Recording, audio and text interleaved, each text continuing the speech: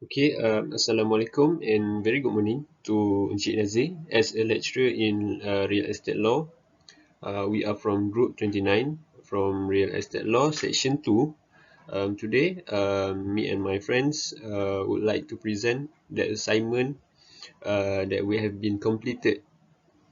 First of all, let me introduce my group members. Alright, my group members, first is my name is Muhammad Nur Mujahid bin Muhammad Nazri. My matric card is AP210323 and my group members Muhammad Aliff Khuzairi bin MAZELAN. His matric card numbers is AP210049 and Muhammad AZIM bin ALIAS and his matric card numbers is AP210150. So, uh, the topic that we have choose for our assignment is the termination of the employment contract during the pandemic. So this is our table of content. For the first section is introduction and overview of the challenges being researched. For this section will be presented by me, Muhammad Nur Mujahid.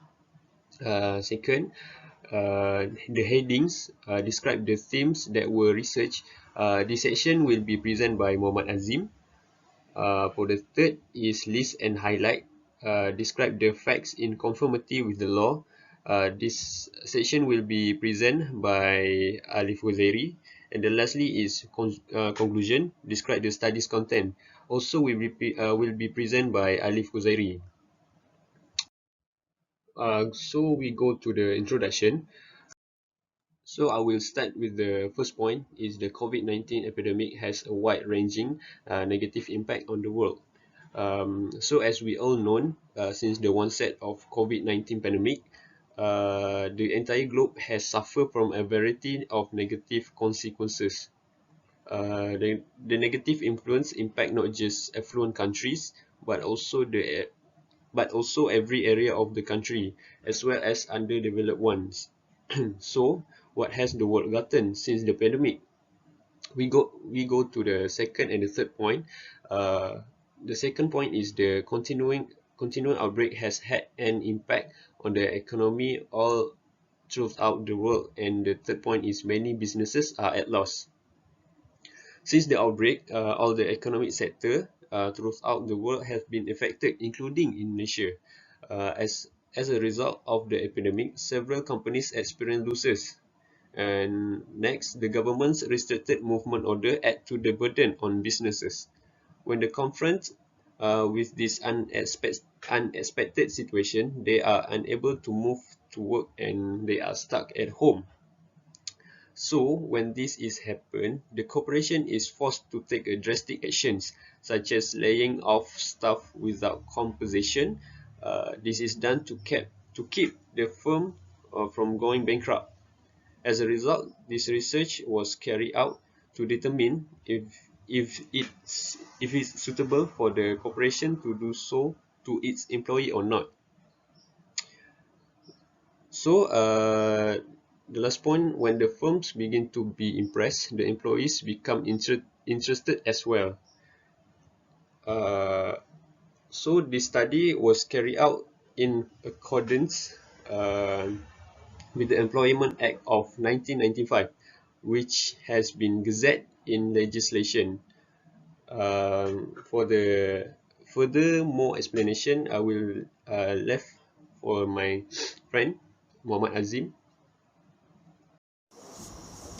Thanks to the presenter Mujahid for explaining about the introduction. Now, I would like to talk about heading in these issues. First, about the scope of protection under the Employment Act in 1955. It is pertinent to describe the scope of employees' protection under the current legal framework before examining the relevant issues. In Malaysia, keep an keep an eye on the employment matters such as the right of both employers and employees. Other than that, The matter included obligations and responsibilities of the parties.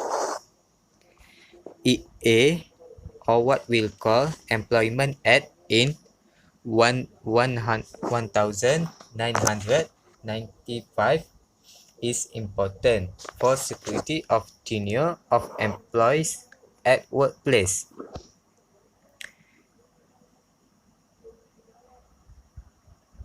It also designed to protect the workers in private sector where minimum rights of the employees are protected in the statute D Cruz et al.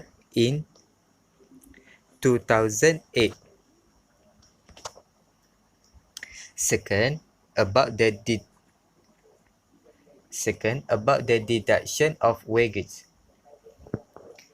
The employees are required to pay employees' salaries and relevant fixed allowance, even if the business are closed down due to the MCO, what we call Ministry of Human Resources, in 2020.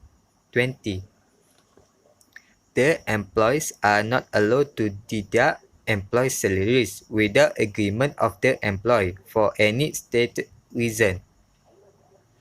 The employers have to pay full wages to their employees during the PKP period, although there are no business operation and no work done by the employees. As example, in the case of the North Malaysia distributor SDN BHD V Ang Aceh Pa 2001 ILGU 4043, the Industrial Court ruled that salary deduction carried out by the employees was against the law because it was an unilateral decision of the employee without regard. Next, we go to the topic of list and highlight. Many businesses are experiencing income losses as a result of COVID-19 fast growth, necessitating the necessity to retrench their employees. The topic is whether business have the authority to fire employees without cause. What are the reasons for retrenchment as well as the method for retrenchment?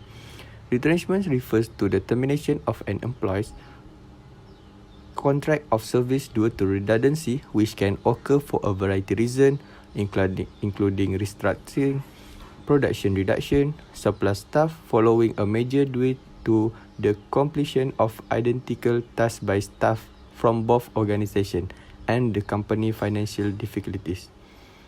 The employer has the prerogative right to choose the size of his workforce, and if he believes that retrenchment is essential to stay in company and manage it better, he is authorized to fire the employees.